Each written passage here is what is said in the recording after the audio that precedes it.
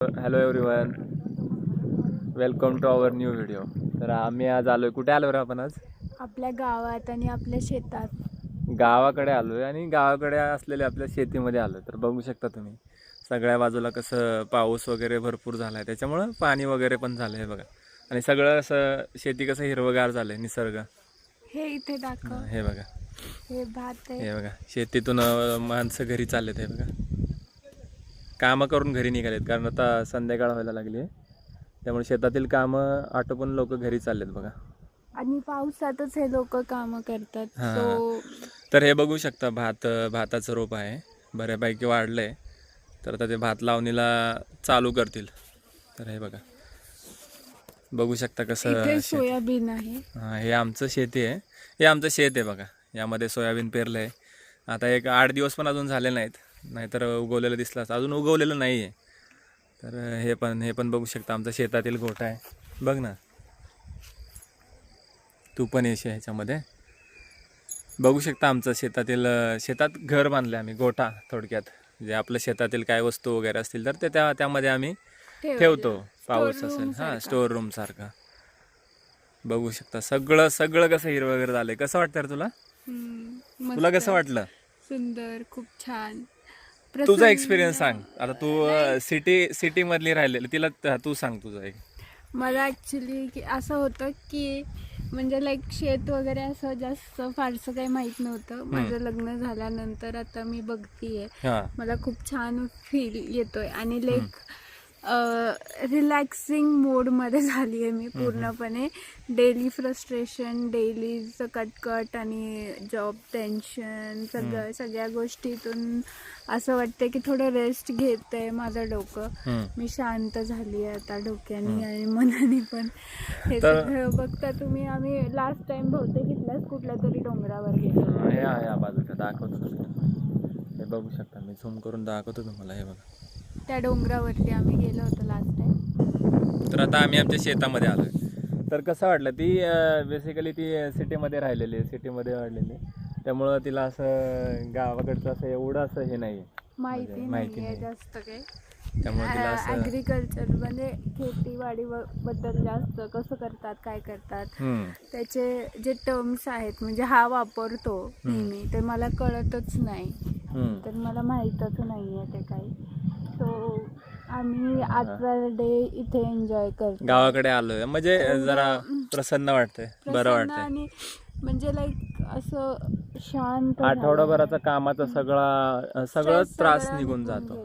बरं वाटतं जरा गावाकडे आल्यानंतर. तर बघू शकता, हे बघा, सगळे लोक त्यांचं शेतातील काम आवरून घरी निघालेत बघा. हे बघा, डोक्यावरती काहीतरी घेतलंय त्यांनी, मला वाटतं मे बी गवत आहे गायींसाठी, आणि दुसरं काहीतरी घेतलंय त्यांनी. हे बघा, तर आपल्याला परत यायचंय बरं. तर आम्ही परत येणार आहे गावाकडे. तर त्याचं पण तुम्हाला एक व्हिडिओ दाखवेल कसं काय आहे ते शेतीचं.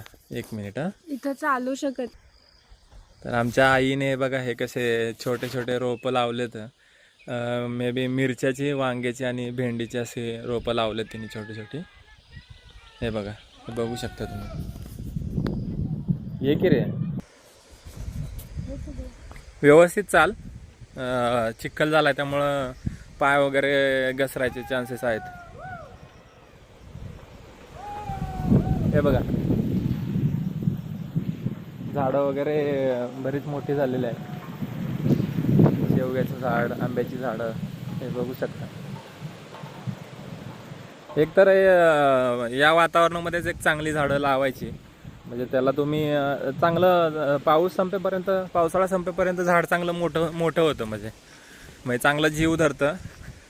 आणि मग उन्हाळ्यामध्ये त्याला काय आपण थोडंफार पाणी घालू शकतो, जसं आपल्याला जमल तसं.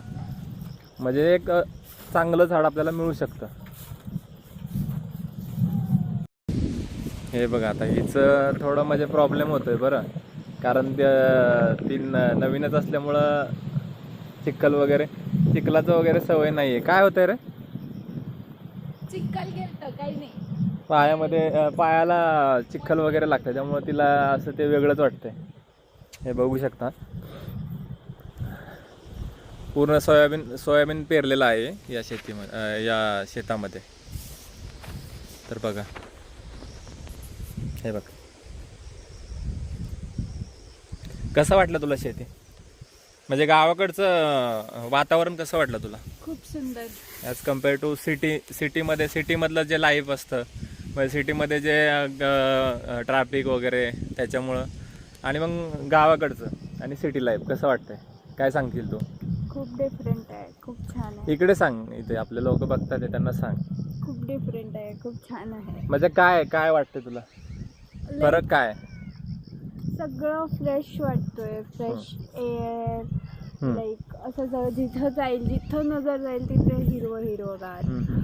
पावसाळ्यामुळे एवढं छान मस्त वाटतंय ना, म्हणजे मोकळा श्वास घेतोय प्रत्येक, म्हणजे असं बरोबर ना? तरी प्रत्येक वेळेस नाही का ड्रीम केलेला असेल की नाही, माझ्या नाही. डोंगरावर घर किंवा म्हणजे ओशनच्या बाजू, म्हणजे नदीच्या ओशनला म्हणते, नदीच्या बाजूला घर, असं म्हणजे कुणी ना कुणी असं ड्रीम केलेलं असतं. बरोबर. तर मला असं सांगायला छान वाटतं की माझं डोंगराखाली घर आहे.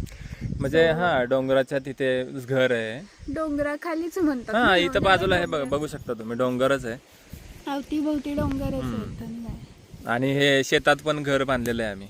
म्हणजे त्याला आम्ही स्टोअर रूम सारखं यूज करतो. शेतीमध्ये काय आपलं थोडंफार ज्वारी वगैरे असेल किंवा काय असेल, गहू किंवा काय झालं तर ते तिथं आम्ही स्टोअर करून ठेवतो. तिथंच जाग्यावरतीच हे करायचं, काढायचं आणि तिथं ठेवायचं त्या घरामध्ये. तर अशा प्रकारे त्याचा वापर करतो.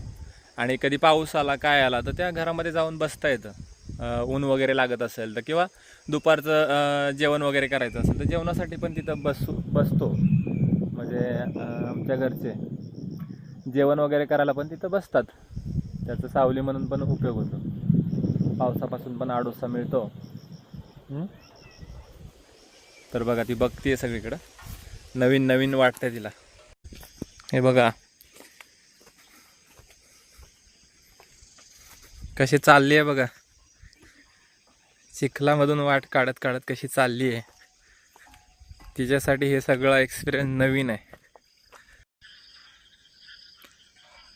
तुम्ही ऐकू शकता, संध्याकाळ व्हायला लागली आहे आणि कसं म्हणजे सगळं निसर्गाचा सगळा आवाज तुम्ही ऐकू शकता.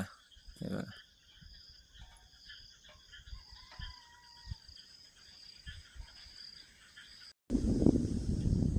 तर तुम्हाला आमचा हा व्हिडिओ आवडला असेल तर नक्की लाईक करा. तर आपण अशाच पुढच्या एका नवीन व्हिडिओमध्ये भेटूया. तर त्यावेळी पण आम्ही गावाला येणार आहे, आणि आम्ही दोन्ही लाईफ बघतो, गावातली पण आणि आणि हिने कधी शेतीचा असा एक्सपिरियन्स घेतला नाही.